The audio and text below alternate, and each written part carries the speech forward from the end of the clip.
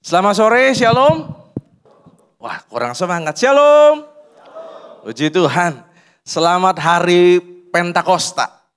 Jadi hari Pentakosta itu diperingati sebagai hari turunnya Roh Kudus, sebagai hari dicurahkannya Roh Kudus, dan ini adalah penggenapan janji Bapa. Dan Yesus pada waktu dia hidup di muka bumi juga berkali-kali menyampaikan ini bahwa satu waktu Bapa akan mengutus penolong yang lain, roh penghibur, roh penolong itu dalam kehidupan orang-orang percaya. Dan hari Pentakosta juga sering disebut sebagai hari lahirnya gereja. Dan saya percaya Roh Kudus terus bekerja, menyertai gerejanya dan menyertai setiap umat-umat percaya. Dan pada kesempatan sore hari ini saya mau membagikan kebenaran firman Tuhan buat Bapak Ibu Saudara semua, dengan judulnya adalah Kuasa Pentakosta Menggelorakan Hidup Orang Percaya. Sebagai dasar dari perenungan kita pada sore hari ini, saya akan bacakan satu perikop dalam Kisah Rasul 2 ayat 1-13. Saya akan bacakan buat saudara semua, ayatnya bisa tolong ditampilkan. Saudara bisa menyimak lewat layar di depan. Judul perikopnya adalah Pentakosta. Ketika tiba hari Pentakosta, semua orang percaya berkumpul di satu tempat. Tiba-tiba turunlah dari langit suatu bunyi seperti tiupan angin keras yang memenuhi seluruh rumah di mana mereka duduk. Dan tampaklah kepada mereka lidah-lidah seperti nyala api yang bertebaran dan hinggap pada mereka masing-masing. Maka penuhlah mereka dengan Roh Kudus, lalu mereka mulai berkata-kata dalam bahasa-bahasa lain seperti yang diberikan oleh Roh itu kepada mereka untuk mengatakannya. Dan tampaklah kepada mereka lidah-lidah seperti nyala api yang waktu itu di Yerusalem diam orang-orang Yahudi yang saleh dari segala bangsa di bawah kolong langit, bertebaran dan hinggap pada mereka masing-masing. Ketika turun bunyi itu, berkerumunlah orang banyak. Mereka bingung karena mereka masing-masing mendengar rasul-rasul itu berkata-kata dalam bahasa mereka sendiri. Mereka semua tercengang-cengang dan heran, lalu berkata, bukankah mereka semua orang yang berkata-kata itu orang Galilea? Bagaimana mungkin kita masing-masing mendengar mereka berkata-kata dalam bahasa kita sendiri, yaitu bahasa yang kita pakai di negeri asal kita. Kita orang Partia, Media, Elam, penduduk Mesopotamia, Yudea dan Kapadokia, Pontus dan Asia, Frigia dan Pamfilia, Mesir dan daerah-daerah Libya yang berdekatan dengan Kirene, pendatang-pendatang dari Roma. Baik orang Yahudi maupun penganut agama Yahudi, orang Kreta dan orang Arab. Kita mendengar mereka berkata-kata dalam bahasa kita sendiri tentang perbuatan-perbuatan besar yang dilakukan Allah. Mereka semuanya tercengang-cengang dan sangat termangu-mangu sambil berkata seorang kepada yang lain, apakah artinya ini? Tetapi orang lain menyindir, mereka sedang mabuk oleh anggur manis. Amin. Bapak Ibu Saudara, sebelum kita bahas dan masuk lebih dalam tentang peristiwa Pentakosta, saya mau ajak Bapak Ibu Saudara untuk mundur sebentar dan merenungkan atau membayangkan apa yang dialami oleh murid-murid Tuhan Yesus pada waktu akhir-akhir masa kehidupan Yesus di muka bumi. Khususnya ketika Tuhan Yesus ditangkap, dia diadili, lalu disalib, mati, dan bangkit lalu naik ke sorga. Kalau saya merenungkan bahwa akhir-akhir masa kehidupan Yesus di muka bumi buat kelompok murid-murid Yesus adalah satu masa, satu keadaan, satu peristiwa yang tidak mudah. Saya boleh bilang bahwa secara psikologis mereka mengalami fase up and down, saudara, dan rasanya diaduk-aduk perasaan mereka. Kenapa? Sebabnya adalah bagaimana mungkin seorang guru yang begitu dekat, yang begitu akrab dengan mereka. Mereka sangat mengagumi pribadi Yesus. Begitu berkarisma, ketika ngajar penuh dengan kuasa. Ada banyak mujizat yang Yesus lakukan dan banyak orang terpukau akan apa yang Yesus kerjakan. Lalu tiba-tiba Yesus ditangkap dan tanpa perlawanan. Lalu Yesus akhirnya diadili.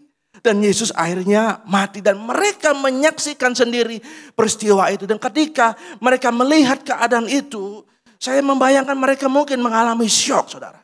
Mereka nggak percaya. Hah? Cuma gini doang. Mereka mungkin mengalami ketakutan. Dan mungkin juga mereka merasa takut kena getahnya, saudara.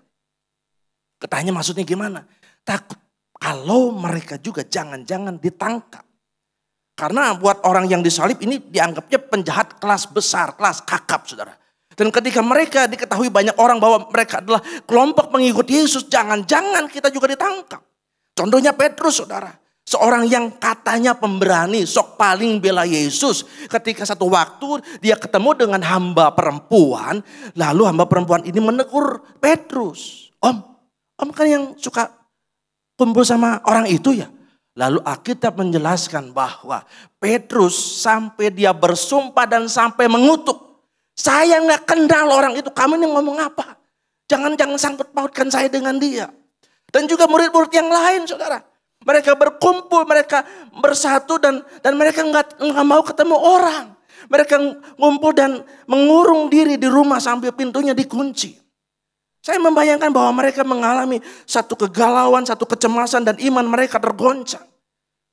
Memang tiba-tiba satu situasi berubah ketika di hari Minggu mereka mendengar bahwa Yesus bangkit. Wah, mereka semangat lagi saudara.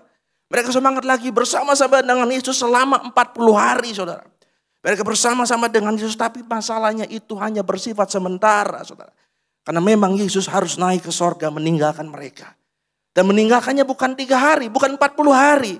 Tapi untuk seterusnya. Dan melihat kenyataan ini, melihat kondisi ini masalah buat mereka saudara. Saudara pernah nggak ditinggalin sama orang yang saudara harapkan, orang yang begitu penting, orang yang saudara rasa ini kalau orang itu ada buat saya maka saya aman. Dan itulah yang dirasakan oleh murid-murid saudara. Karena kalau kita melihat murid-murid, kelompok mereka itu tanpa sosok Yesus bersama dengan mereka, siapa sih mereka gitu? Mereka tidak punya kekuatan sosial, mereka jumlahnya masih sedikit saudara. Siapa sih mereka secara ekonomi mereka juga tidak kuat. Kebanyakan para nelayan.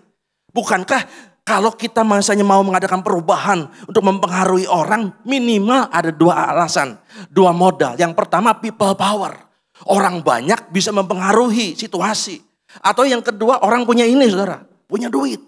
Ketika orang punya duit atau people power, massa yang banyak, orang akan mudah dipengaruhi. Dan mereka gak punya modal itu saudara. Dan ketika mereka pulang dari Bukit Zaitun, setelah mereka lihat Yesus naik ke surga, mereka pulang. Mereka pikir bagaimana saya bisa melakukan misi Yesus. Karena Yesus ngasih wasiat, ngasih amanat bahwa Injil harus disebarkan. Tapi keadaan kita seperti ini, kita serba keterbatasan. Tapi syukur kepada Tuhan kalau kita baca Alkitab bahwa dalam kondisi keterbatasan itu, Roh Kudus dicurahkan di hari Pentakosta. Dan hari itulah hari yang mengubahkan hidup mereka saudara. Dan disitulah awal kegerakan sejarah gereja sampai hari ini.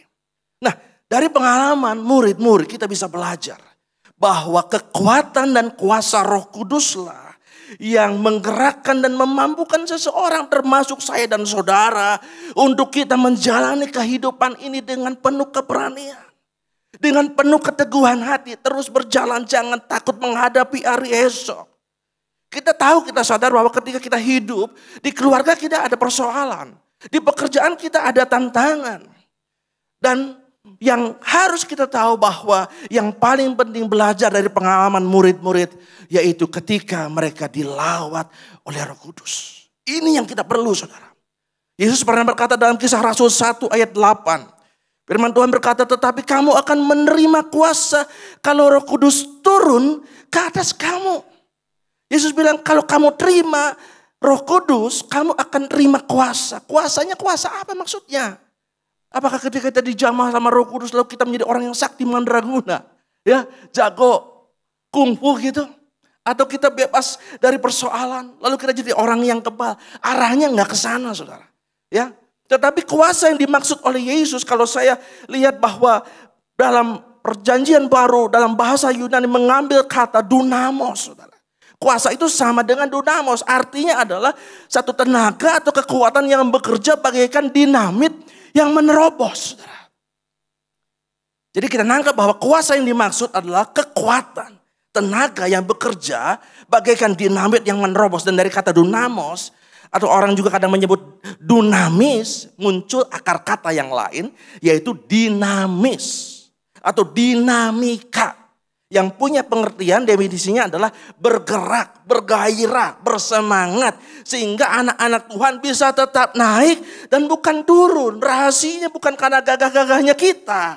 Tapi karena ada kuasa yang Tuhan berikan, yaitu kuasa Roh Kudus. Seperti kekuatan yang ada dalam sebuah pesawat, saudara. Kita tahu dalam pelajaran IPA bahwa ada hukum gravitasi bumi yang membawa satu benda itu pasti turun ke bawah, saudara. Ya. Tetapi ketika di dalam tubuh pesawat itu ada mesin, ya, dan itulah mesin yang menghasilkan daya dorong dalam pesawat tersebut. Bukan sayapnya, bukan yang lain-lain, tapi mesin tersebut yang memampukan badan pesawat yang besar dan berat itu bisa naik ke atas dan terbang tinggi. Oleh sebab itu, tidak heran kalau ada orang-orang percaya yang sungguh-sungguh sudah mengalami kuasa Pentakosta. Orang-orang model ini akan dapat tetap bersyukur di tengah tekanan. Karena dalam hidupnya ada dunamos, ada kuasa itu. Saya sering kali besuk kan. Kalau besuk itu ya tentu saja kebanyakan adalah mengunjungi orang yang sedang ada pergumulan masalah. Entah itu sakit, entah itu ada masalah keluarga, entah itu masalah pekerjaan. Dan saya menemukan bahwa beberapa kali saya melihat bahwa ketika saya maksudnya ingin menguatkan, ingin mendoakan dia. Tapi saya lihat orang ini responnya ketika dia ada persoalan luar biasa. Dia menceritakan malah banyak bersaksi tentang kebesaran dan kebaikan Tuhan. Sampai akhirnya saya geleng-geleng kepala dan saya bilang, entah itu om, entah itu tante, pak, bu.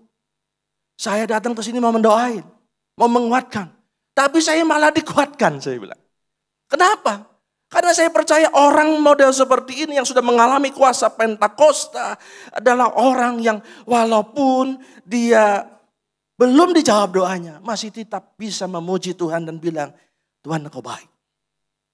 Orang yang sudah mengalami kuasa Pentakosta adalah orang yang bisa mengampuni ketika dia merasa disakiti. Orang yang mengalami kuasa Pentakosta adalah orang yang tetap bisa jadi berkat walaupun fisik. Secara kenyataan ada keterbatasan. Kenapa? Rahasianya karena ada sesuatu yang bergerak bagaikan dinamo di dalam kehidupannya. Dan itulah kuasa Roh Kudus. Ada lagu lama ya. Dia ada di dalamku, bergerak di hidupku. Dia Tuhan Allah kekuatanku. Kalau saudara mau kuat, pastikan ada kuasa Roh Kudus di dalam kehidupan kita. Dan kalau kita balik lagi kisah murid-murid, akhirnya apa? Akhirnya Injil tersebar sampai ke ujung bumi. Bukan cuma di Yerusalem, bukan cuma di Samaria, tapi sungguh-sungguh apa yang Yesus sampaikan itu. Sungguh-sungguh mereka mengalami, mereka menjalani perkataan Yesus sampai ke ujung bumi. Kalau saudara baca sejarah gereja, murid-murid nyebar saudara. Semula mereka orang penakut, mungkin ngomong juga terbata-bata, saudara. Tapi mereka menginjil sampai ke Roma, sampai ke India, sampai ke Armenia, sampai ke Afrika. Dan kalau saudara baca kisah murid-murid banyak tantangan, saudara. Tapi itu tidak membuat mereka mundur. Mereka tetap setia sampai akhir. Sampai akhirnya Injil menyebar. Sampai akhirnya Injil sampai masuk ke Indonesia. Sampai akhirnya orang Tasik, orang Medan, orang Bandung, orang Surabaya, orang Manado. Semua dengar Injil. Dan kita ada di tempat ini. Dan kita hidupnya diubahkan, diselamatkan. Kenapa? Karena ada 120 murid yang waktu itu dengan segala keterbatasan menyatukan hati berdoa dan Roh Kudus menjamah mereka.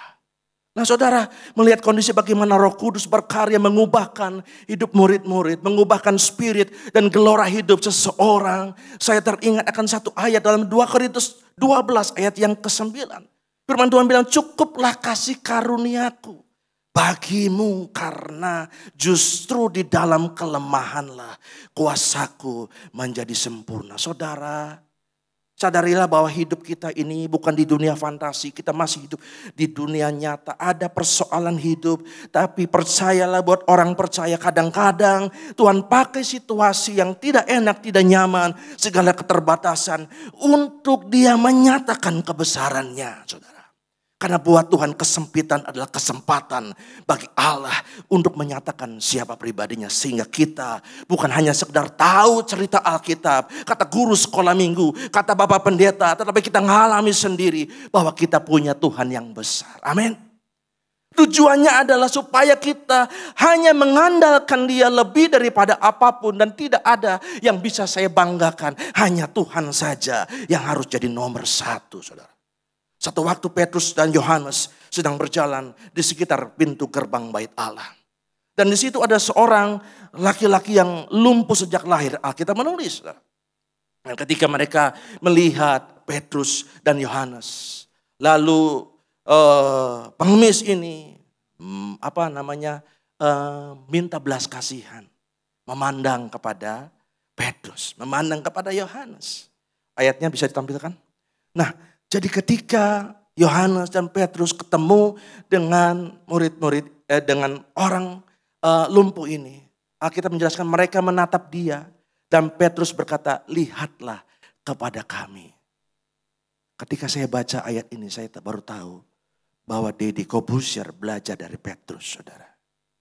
Kalau dulu ya Deddy Corbuzier, kalau mau bikin sulap, suka bilang begini, lihat mata saya, tatap mata saya. Ternyata ini belajar dari Petrus, saudara.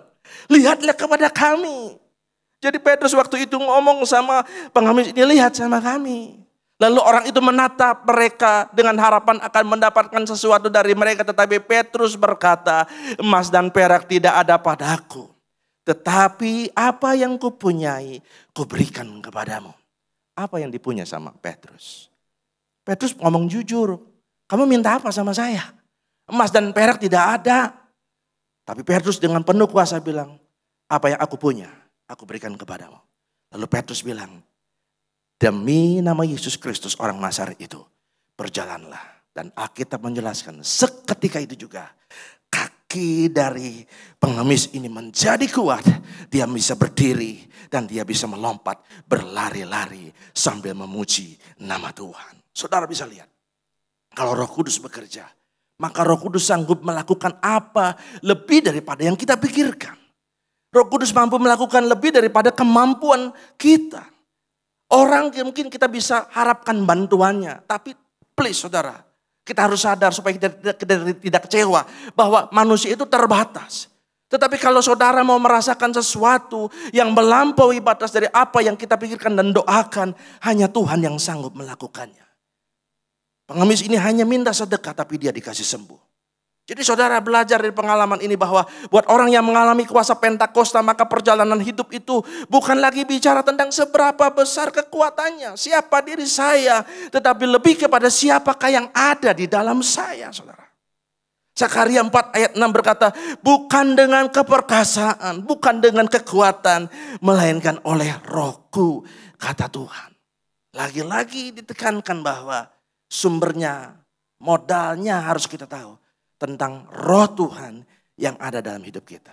Nah hari ini kita akan belajar lebih lagi tentang bagaimana karya Roh Kudus kuasa Pentakosta yang telah dikerjakan Allah Bapa dan Roh Kudus dicurahkan bagi kita dan akhirnya membuat hidup seseorang menjadi lebih hidup, menjadi lebih bergelora.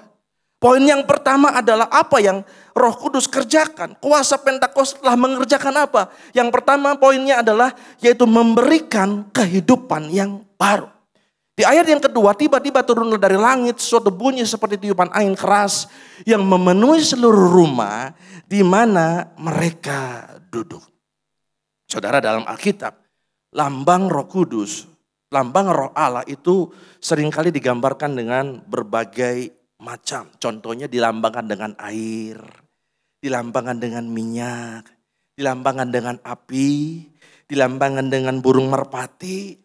Nah di hari Pentakosta ini Roh Kudus datang kepada murid-murid muncul dalam rupa angin. Kalau saya baca-baca dan saya pelajari bahwa bahasa asli angin di sini adalah menggunakan kata pnoes. Dan ini ditulis dalam Kisah 2 ayat 2 dan juga di pasal yang lain di Kisah 17 ayat 25. Dan ini sama-sama menggunakan kata pnoes, kata angin. Ayat 17:25 bunyi firman Tuhan. Dan juga tidak dilayani oleh tangan manusia seolah-olah ia kekurangan apa-apa. Karena dialah yang memberikan hidup dan nafas dan segala sesuatu kepada semua orang. Saudara, pasti saudara sepakat dengan saya kalau orang masih ada nafasnya berarti masih hidup, betul ya? Kalau saudara seandainya datang ke rumah duka, melayat ke RSU. Lalu di situ ada peti, lalu ada jenazahnya di situ. Udah didandanin dengan rapi, pakai jas, rambut klimis, saudara. Tapi dipastikan kalau seandainya di dalam tubuh orang itu sudah tidak ada napas, ini udah pasti mati. Dan ketika orang sudah mati, dia nggak berdaya apa-apa, dia nggak bisa apa-apa, saudara. Nah, pengertian angin atau nafas juga adalah pengertian yang sama yang ditulis dalam peristiwa Kejadian 2 ayat 7. Firman Tuhan dalam Kejadian 2 ayat 7 berkata, ketika itulah Tuhan Allah membentuk manusia itu dari debu tanah. Ketika manusia itu dibentuk oleh tangan Tuhan, tapi masih bentuk debu tanah, itu belum bisa ngapa-ngapain. Nggak ada kehidupan. Lalu berikutnya, dan menghembuskan nafas hidup ke dalam hidungnya, demikianlah manusia itu menjadi makhluk yang hidup. Jadi dalam peristiwa Pentakosta, angin yang keras yang hadir di rumah tersebut ketika mereka sedang berkumpul dan berdoa, ini melambangkan, angin ini melambangkan nafas Allah yang dia berikan. Kepada apa? Kepada murid-murid yang sedang berdoa pada waktu itu. Dan yang pasti saudara harus tangkap bahwa kehidupan dan nafas itu, dunamos itu diberikan bukan untuk menyentuh fisik dari murid-murid. Karena fisik dari murid-murid kan mereka kan hidup. Mereka bisa berdoa, mereka bisa bicara. Mereka hidup, fisiknya hidup. Tapi nafas Allah itu diberikan untuk kehidupan murid-murid secara roh. Saudara kan tahu bahwa manusia kan terdiri dari tubuh, jiwa, dan roh. Ya, setuju ya? Dan kalau kita amati bahwa kehidupan manusia, ada orang yang secara fisik hidup. Ya, bergerak ke sana kemari, makan sehari 3 kali, main game tiap hari. Tetapi rohnya mati. Kira-kira saya mau tanya, ada nggak orang yang seperti ini? Hidup tetapi rohnya mati. Jawabannya adalah ada. Makanya gak heran kalau saudara baca medsos, ya berita di TV kah, di koran kah, ada berita yang aneh-aneh, berita yang ngeri-ngeri. Contohnya apa? Mayat dipotong-potong lalu dijual, ditawarkan kepada tetangga. Ada suami, ada orang tua, seorang papa yang menghamili anaknya. Atau ada berita-berita lain sampai-sampai kita kalau baca kita cuma geleng-geleng kepala. Ini orang kesetanan atau apa? Kok tega-teganya ya? Nah inilah contoh realita kehidupan yang kita bisa lihat sehari-hari bahwa ada orang yang badannya hidup, fisiknya hidup, tapi rohnya mati. Saudara. Atau ada juga mungkin dari kita yang komen ketika menanggapi hidup seseorang. Heran saya mah, dia tahunan ke gereja, tetapi apa hidupnya nggak berubah-ubah. Mabok jalan terus, judi jalan terus. Artinya apa? Ini jangan-jangan rohnya mati. Cuma badannya aja yang ke gereja. Karena begini, roh yang hidup itu tidak berpatokan orang itu sudah masuk gereja atau belum, saudara. Seorang ahli agama, pemimpin agama Yahudi namanya Nikodemus. Tuhan Yesus pernah bilang begini, kalau kamu tidak dilahirkan kembali, kamu tidak dapat melihat kerajaan Allah. Dan kamu harus dilahirkan kembali. Jadi saudara, kekristenan itu kalau cuma hanya sekedar tahu ya, hanya sebatas firman atau apapun juga itu hanya nempel di otak, enggak menyentuh dan menghidupkan roh kita, maka itu hanya sebuah teori, saudara. Tetapi yang Tuhan mau adalah setiap kita itu mengalami yang namanya rohnya kita hidup. Kita mengalami kehidupan yang baru, saudara. Nah cirinya apa? Orang yang mengalami kehidupan yang baru, orang yang sudah mengalami nafas Allah bergerak, Roh Kudus itu dalam hidupnya. Yang pertama adalah cirinya adalah dia percaya sama Tuhan Yesus. Dia percaya sama Tuhan Yesus. Jadi orang itu kalau misalnya dia percaya bahwa Yesus adalah Tuhan, Yesus adalah juru selamat, itu Roh Kudus jamah hidupnya. Karena begini, karena firman Tuhan bilang, karena ini aku mau meyakinkan kamu bahwa tidak ada seorang pun yang berkata-kata oleh Roh Allah dapat berkata terkutuklah Yesus. Dan tidak ada seorang pun yang dapat mengaku Yesus adalah Tuhan selain oleh Roh Kudus. Jadi kalau ada orang yang mengaku pastor, ya, lalu dia bilang bahwa Yesus itu bukan Tuhan. Yesus itu bukan juru selamat. Nah ini perlu dipertanyakan saudara. Karena kalau Roh Kudus ada di dalam hatinya, menjamah hidupnya, dia pasti sadar, matanya dicelikan, batinnya dibukakan, bahwa Yesus adalah Tuhan dan Juru Selamat. Lalu poin yang kedua, ya apa itu? Yaitu orang itu pasti menghasilkan buah roh. Ya jadi selain dia percaya sama Tuhan Yesus, enggak berhenti di situ. Orang itu akan menghasilkan buah roh. Tahu kelihatan buah roh itu dari mana? Kelihatan itu dari perilakunya. Dari perkataannya. Dari sikapnya saudara. Saudara tahu kan buah roh itu apa saja? Galatia 5 ayat 22-23. Kasih, sukacita, damai sejahtera, kesabaran, kemurahan, penguasaan diri. Pokoknya ada 9 buah roh. Kalau kita melihat bahwa ada kasih dalam hidup orang itu. Kalau orang itu sudah kenal Tuhan. Ya, mungkin ke gerejanya nggak pernah bolos, tapi tidak ada kasih, tidak ada sukacita, bawaannya jutek, bawaannya marah, selalu hilang jauh dari damai sejahtera, nggak sabaran, orangnya kasar, lalu nggak ada penguasaan diri, main hantam sana, main hantam sini. Kita harus mengecek apakah betul-betul Roh Kudus itu menjamah dan menguasai kita, saudara. Dalam pengakuan iman GBI, bahwa di situ ada salah satu kata bahwa bahasa roh adalah tanda awal baptisan Roh Kudus. Dalam arti bahwa GBI menekankan bahwa kita harus kejar, ini sesuatu yang penting. Ini harus kita minta. Tapi saya mau kasih tambahan bahwa kita jangan berhenti pada mengejar bahasa roh. Karena itu kan baru tanda awal, baru koma. Belum titik, saudara. Karena ada yang Tuhan mau lihat. Yang Tuhan rindu supaya kita hasilkan, yaitu buah roh. Perubahan hidup yang nyata. Dan yang ketiga adalah tadi memiliki karunia roh. 1 Korintus 12 ayat 11. Tetapi semuanya itu dikerjakan oleh roh yang satu dan juga yang sama. Yang memberikan karunia kepada tiap-tiap orang secara khusus. Seperti yang dikehendakinya, saudara. Jadi saudara, selain kita percaya Tuhan Yesus, kita jangan berhenti sampai di situ. Kita harus rindukan bahwa kita harus munculkan buah-buah roh itu. Dalam keseharian kita. Dalam pengiringan kita kepada Tuhan. Jangan sampai kita bertahun-tahun tapi kita tidak ada mengalami perubahan. Dan kita juga rindukan karunia roh dalam hidup kita. Karunia roh itu ada karunia hikmat, karunia iman. Karunia mujizat, karunia kesembuhan, karunia nubuat, karunia menafsirkan bahasa roh. Dan ini bukan hanya untuk para pendeta. Ini hanya adalah untuk kita semua orang-orang percaya. Orang-orang yang sudah mengalami kuasa Pentakosta.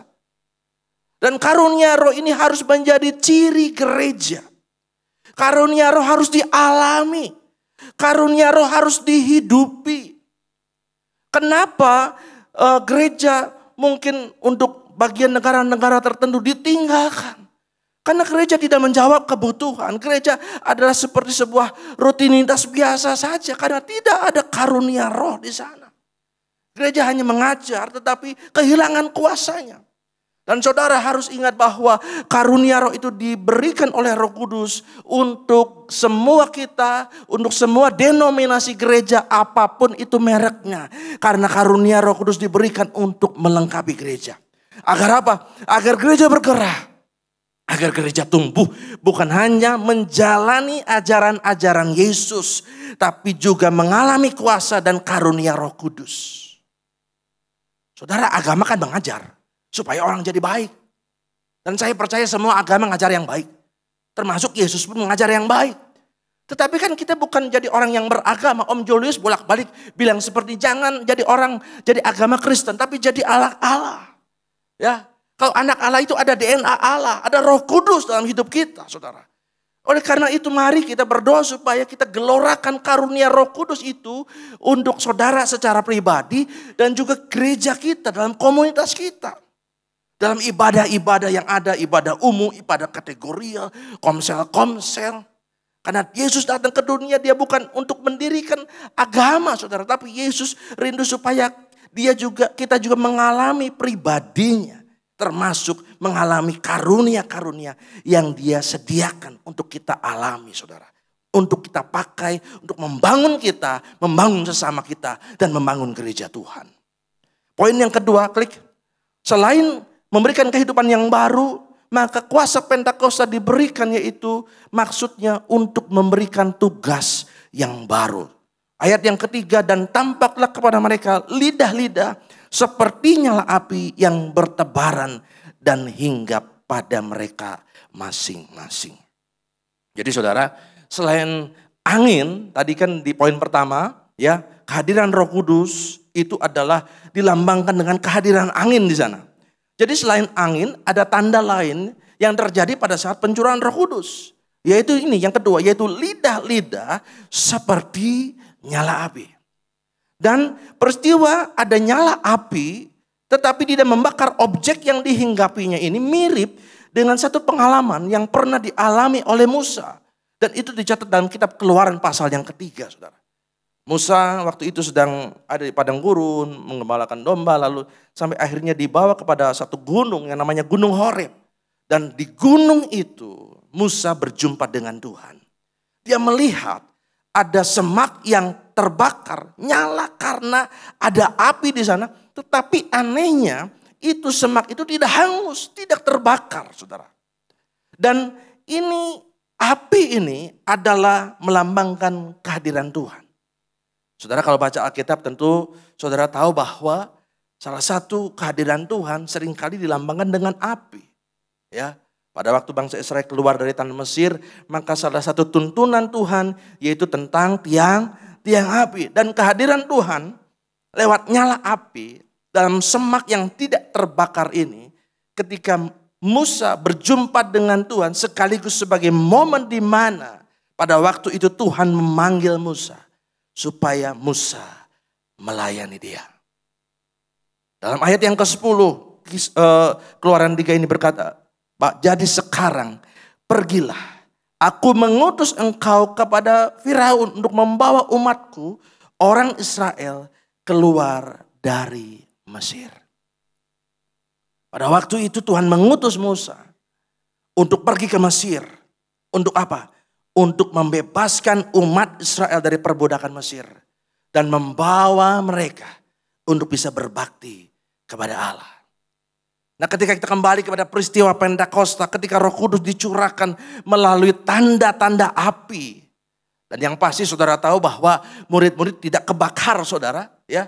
Tetapi tanda itu yang diberikan kepada murid-murid merupakan legitimasi, merupakan pengesahan dan juga penugasan kepada murid-murid. Sehingga apa? Sehingga mereka adalah orang-orang yang diutus. Seperti Tuhan mengutus Musa. Dan Tuhan pun pada waktu perjanjian baru di loteng Yerusalem itu, Tuhan mengutus para murid untuk membebaskan dunia dari perbudakan dosa, dari perbudakan iblis, saudara. Jadi pada waktu itu kuasa diberikan lewat kuasa Roh Kudus, tapi juga disertai dengan adanya tanggung jawab di pundak murid-murid.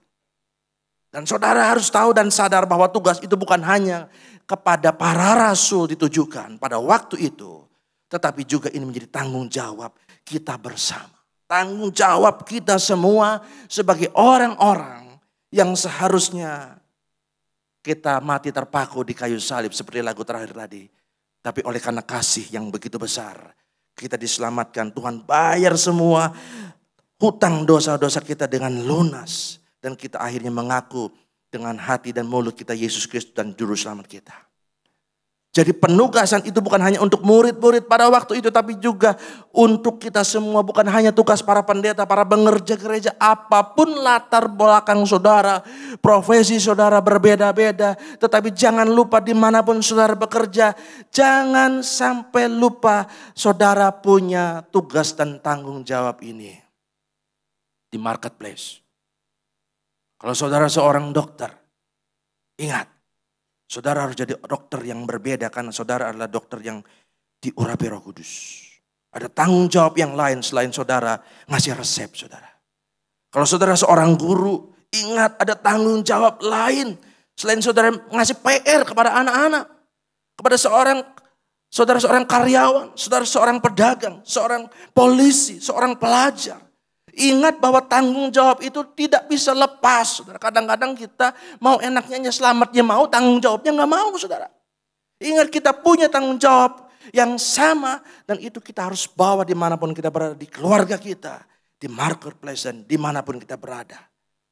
Lambangnya adalah lidah api ketika Roh Kudus dicurahkan. Artinya apa? Artinya Tuhan ingin memisahkan dan menguduskan lidah kita. Tuhan ingin pakai lidah kita sebagai sarana untuk pewartaan kabar Injil, kabar sukacita, kabar baik. Tuhan ingin mulut kita, lidah kita dipakai untuk memberkati, untuk memberi semangat. Kadang-kala secara tidak sadar kita malah lebih sering pakai lidah kita untuk hal-hal yang tidak berkenan kepada Tuhan. Dipakai sebagai senjata kelaliman untuk nyebarin gosip. Untuk menyebarkan ujaran kebencian, untuk menyebarkan fitnah dan lain sebagainya, saudara. Dan poin yang ketiga yang terakhir, selain memberikan hidup, lalu juga memberikan tugas yang baru, yaitu kuasa Pentakosta diberikan untuk mempersatukan orang percaya. Di ayat yang keempat dari kisah 2 ini berkata, maka penuhlah mereka dengan Roh Kudus, lalu mereka mulai berkata-kata dalam bahasa-bahasa lain. Di ayat yang ke-6 mereka, maksudnya orang-orang yang berkumpul yang melihat murid-murid pada waktu itu bingung, saudara. Bingung karena mereka masing-masing mendengar rasul-rasul itu berkata dalam bahasa mereka sendiri. Inilah tanda ketiga, saudara, yang tanda yang supranatural bahwa selain angin, selain api, lalu juga ditandai dengan pada hari itu murid-murid dapat berbicara dengan bahasa-bahasa yang baru dan bahasanya tidak seragam tetapi beragam, saudara. Dan penekannya selain di bahasa-bahasa yang baru tentang bicara tentang baptisan Roh Kudus, bahasa asing yang diberikan, yang diilhamkan oleh Roh, tapi saya mau saudara tidak berhenti sampai di situ tentang ketika seseorang dibaptiskan dengan Roh Kudus, tapi kita lihat juga sampai ke dampaknya, saudara. Dampaknya apa? Dampaknya adalah ketika orang-orang yang mendengar murid-murid berbicara setelah mereka berdoa lalu mereka keluar dan mereka ketemu dengan banyak orang. Orang-orang yang berasal dari latar belakang bahasa yang berbeda mereka takjub. Mereka mendengar kok bisa mereka ya orang-orang murid-murid ini bicara pakai bahasa kita. Karena pada waktu itu sedang ngumpul banyak orang ya. Orang Libya, orang Mesir, orang Arab, orang macam-macam dari berbagai daerah. Dan mereka bingung, ini kan orang-orang Galilea. Orang-orang sederhana, kapan les bahasanya, saudara?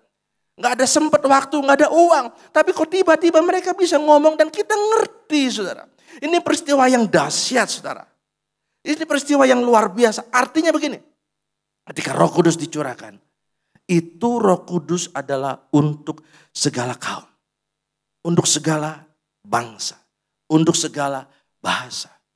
Roh Kudus pertama-tama dicurahkan pada murid-murid pada waktu itu dalam komunitas orang-orang Yahudi. Tetapi Roh Kudus menyebar bahwa ini bukan hanya eksklusif milik seseorang, milik kelompok tertentu, denominasi gereja tertentu. Tetapi Roh Kudus dicurahkan supaya Roh Kudus mempersatukan berbagai perbedaan yang ada, saudara. Alkitab menulis ya, bahwa semua yang mendengar rasul-rasul itu berbicara memuji-muji kebesaran Tuhan. Dan kabar keselamatan itu akhirnya apa? Akhirnya dimengerti oleh orang yang berbeda bahasa. Diterima oleh orang-orang yang berasal dari daerah yang berbeda-beda, saudara. Dan inilah dampak atau efek lanjutan dari kisah 1 ayat 8. Kalau kamu terima Roh Kudus, kamu akan terima kuasa, dan kamu akan menjadi saksiku. Langsung dipraktekkan. Ketika Roh Kudus dicurahkan, langsung murid-murid menjadi saksi. Dan akhirnya apa? Closingnya adalah Petrus berkhotbah. Seorang penakut itu akhirnya berkhotbah. 3.000 orang bertobat dan dibaptis. Luar biasa. Lalu lanjutannya, ini menarik juga. Kisah 2 ayat 44, Alkitab menulis. Orang-orang tersebut yang akhirnya bertobat itu, selanjutnya apa? Dan semua orang yang telah menjadi percaya tetap bersatu. Dan kepunyaan mereka adalah kepunyaan bersama. Ketika Roh Kudus dicurahkan, maka spiritnya adalah Roh Kudus itu mempersatukan. Spiritnya adalah Roh Kudus itu membuat orang bisa saling support. Ya, saudara lihat orang-orang yang dijamah oleh Roh Kudus, spiritnya adalah kesehatian, kerukunan, hidup rukun, bisa menerima perbedaan. Orang yang berbeda-beda itu akhirnya dipersatukan, semuanya sama-sama ngumpul jadi orang percaya. Nangkep ya? Saudara, kalau kita lihat sekarang ya di YouTube ya. Di YouTube kan banyak banget nih. Ya, ada pembicaraan yang mungkin cukup menjadi kontroversi ketika apa? Ketika orang bisa saling serang pendeta anu, saudara. Saya pikir bahwa kalau misalnya betul-betul Roh Kudus yang mengilhami orang itu untuk sarana penginjilan, YouTube ini, media sosial ini sangat bagus. Tetapi seringkali motivasi di belakang itu apa, saudara? Saya percaya hamba Tuhan yang bicara di mimbar gereja, di YouTube, atau juga anak-anak Tuhan yang diurapi oleh Roh Kudus, kalau bicara itu tidak mengedepankan perbedaan. Tidak fokus mencari kekurangan orang lain, kelompok orang lain, supaya apa? Supaya terlihat kelompok saya ternyata yang paling sesuai Alkitab. Kelompok saya ternyata yang lebih ngerti Alkitab, yang paling bagus. Apalagi ketika seandainya tayangan-tayangan itu ditampilkan, motivasinya hanya untuk menambah viewers, menambah orang yang bisa nge-like, nonton acara yang mereka buat, saudara. Konten yang dia buat, saudara. Saudara, Roh Kudus itu spiritnya mempersatukan tubuh Kristus, saudara. Hati-hati, saudara. Ini kan Kristen ini kan banyak banget denominasi. Macam-macam gereja, labelnya macam-macam, saudara. Dan macam-macam gereja itu kadang-kadang ya bisa aja ada perbedaan-perbedaannya.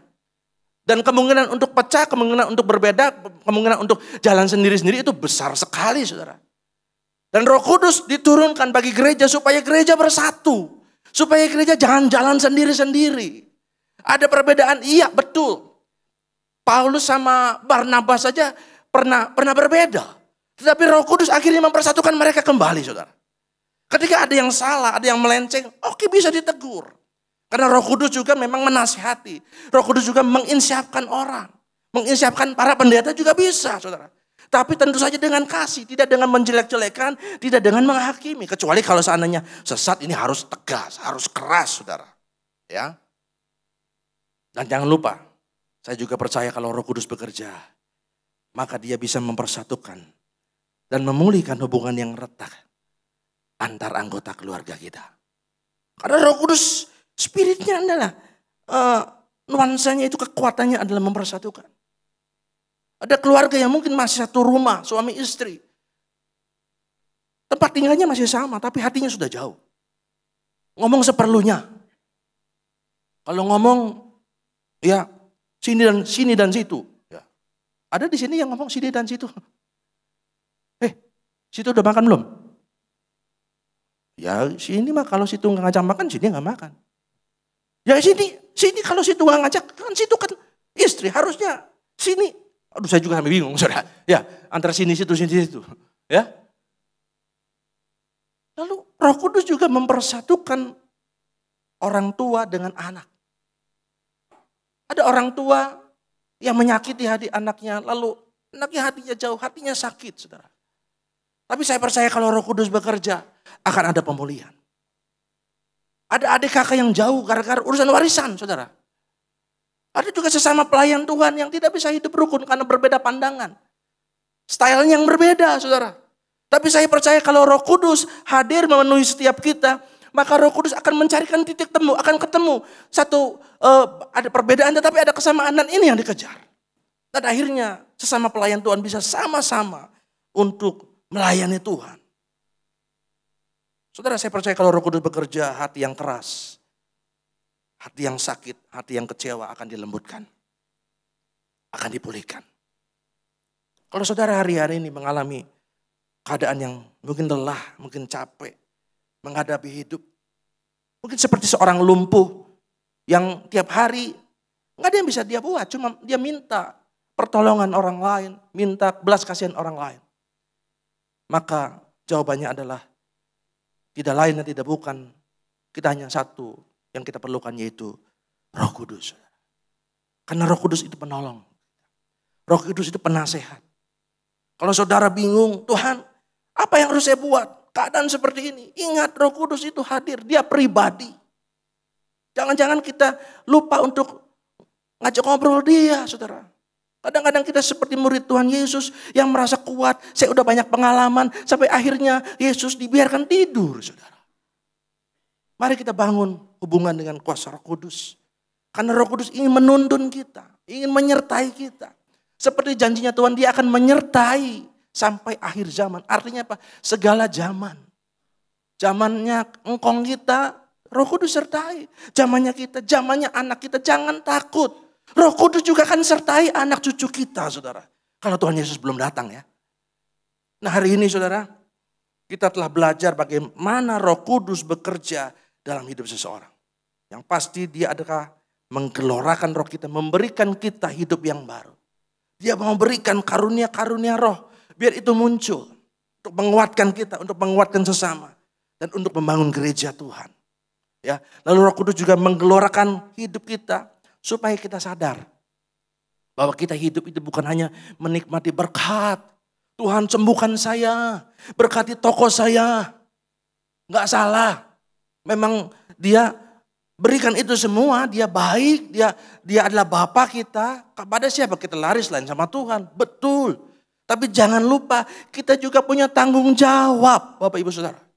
Tanggung jawab untuk apa? Untuk jadi saksi, Saudara. Dan Roh Kudus bekerja, kuasa Pentakosta itu bekerja untuk mempersatukan. Memberikan kita kesehatian di dalam kehidupan kita. Ada gesekan biasa, saudara. Suami istri ada perbedaan pendapat biasa. Anak yang lahir dari rahim yang sama saja kan beda pendapat. Namanya juga orang berbeda-beda. Tetapi bukankah Roh Kudus mengajar kita untuk kita bisa tumbuh karunia roh tentang mengasihi misalnya. Makanya diberikanlah sekeliling kita orang-orang yang mungkin nyebelin. Yang disitulah kita belajar bisa mengasihi dan mengampuni, saudara.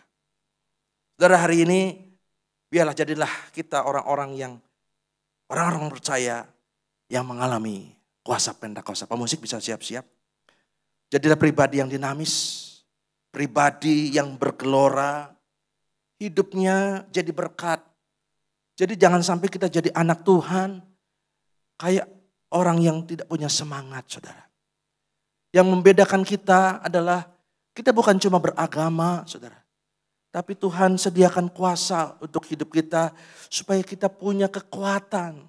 Seperti mesin di dalam sebuah pesawat yang memampukan pesawat yang badannya besar, berat, besar ukurannya itu bisa terbang, saudara.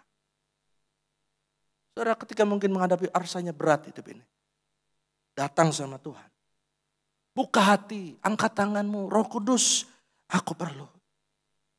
Kalau murid-murid yang dulu gak percaya diri, ya penakut, lalu tiba-tiba menjadi pribadi yang lain, pribadi yang berbeda.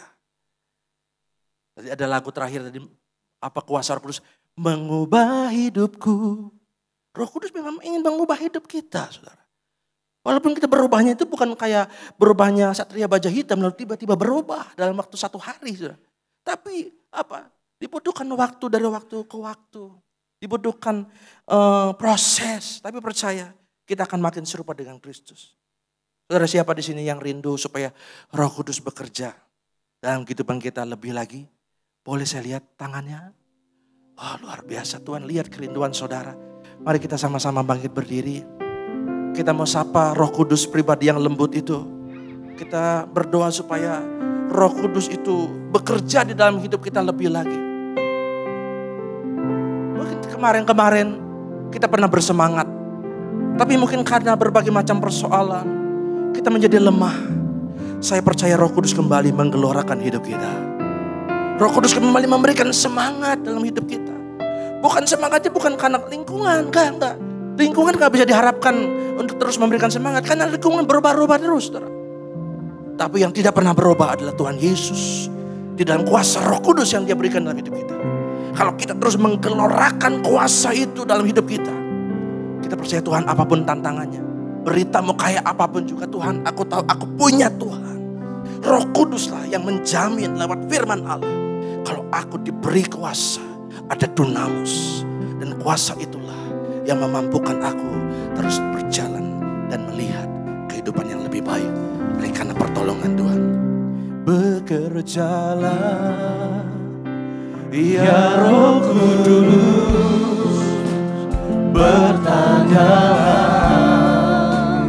lebih lagi urapanmu,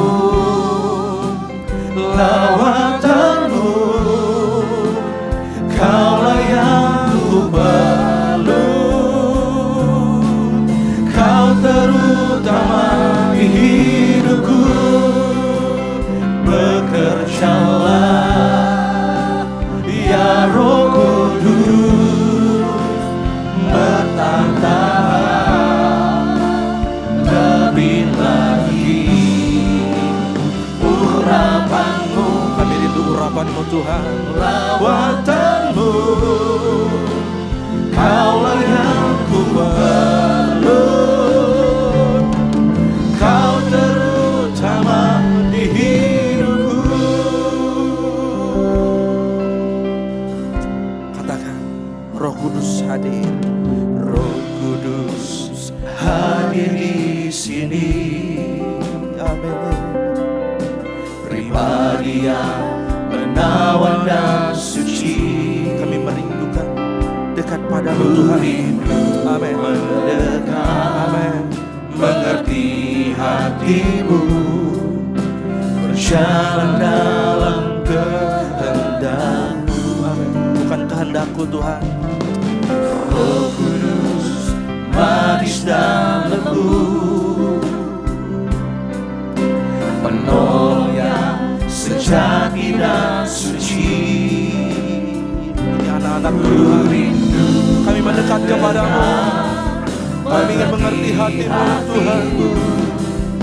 Berjalan dalam kuasa-Mu, bekerjalah ya Roh Kudus, bertatalah. Siapa yang rindu Roh Kudus menjamah hidup, menguatkan saudara, mari nyanyikan pujian ini dengan iman. Roh Kudus ada di sini, mau melawan saudara, mau memulihkan saudara, mau menolong saudara. Haleluya. Kau terutama di hidupku, bekerjalah. Amin. Ya Roh Kudus, lawat umat-Mu Tuhan, penuhi Tuhan. Amin.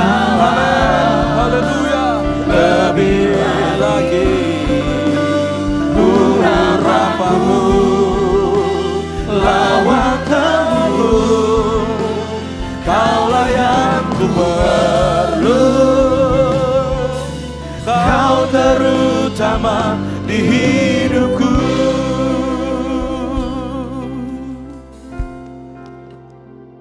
Tuhan, firman-Mu sudah disampaikan. Biarlah setiap hati kami menangkap setiap apa yang menjadi kerinduan-Mu. Karena kami percaya Roh Tuhan berbicara pribadi lepas pribadi, menjawab setiap kebutuhan kami masing-masing.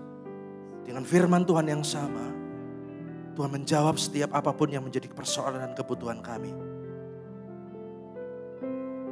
Dan ketika kami banyak persoalan, ajarkan kami untuk tahu fokus dan prioritas. Ajarkan kami mengerti apa yang menjadi kehendak-Mu Tuhan. Kadangkala kami hanya fokus meminta dan meminta persoalan kami, pergumulan kami. Tapi kadangkala kami tidak mau mengerti apa yang Kau mau dalam hidup kami. Seolah-olah kami hanya mau memanfaatkan Engkau. Jadi penolong, menjadi penyembuh, yang menyediakan berkat, yang melindungi kami. Ajarkan kami Tuhan. Hari ini firman Tuhan mengajarkan kami bahwa Roh-Mu itu memberikan kehidupan kepada kami. Roh-Mu memberikan tanggung jawab kepada kami. Dan biarlah Roh-Mu mempersatukan kami Tuhan. Kami percaya kalau kami mengedepankan kehendak Tuhan, apa yang menjadi keperluan kebutuhan kami akan Tuhan tambahkan. Karena terlalu mudah bagi Tuhan untuk memberkati kami. Ajar kami mengerti kehendak-Mu, mengejar prioritas, supaya kami menjadi orang-orang percaya yang mengalami kuasa Pentakosta. Dan kuasa itu yang menggelorakan hidup kami, sehingga hidup kami lebih hidup. Amin. Amin. Hidup yang penuh dengan kemenangan. Hidup yang berani menghadapi tantangan. Hidup yang tidak cemas, hidup yang tidak khawatir. Dan hidup kami menjadi berkat. Orang melihat ada Kristus. Kuasa yang bekerja dalam hidup kami.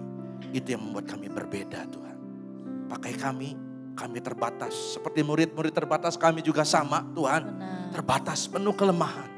Oleh sebab itu rindu Tuhan kami dilawat oleh Roh Kudus. Jamah dan urapi kami. Terima kasih Tuhan. Di dalam nama Yesus berkat-Mu atas kami. Haleluya.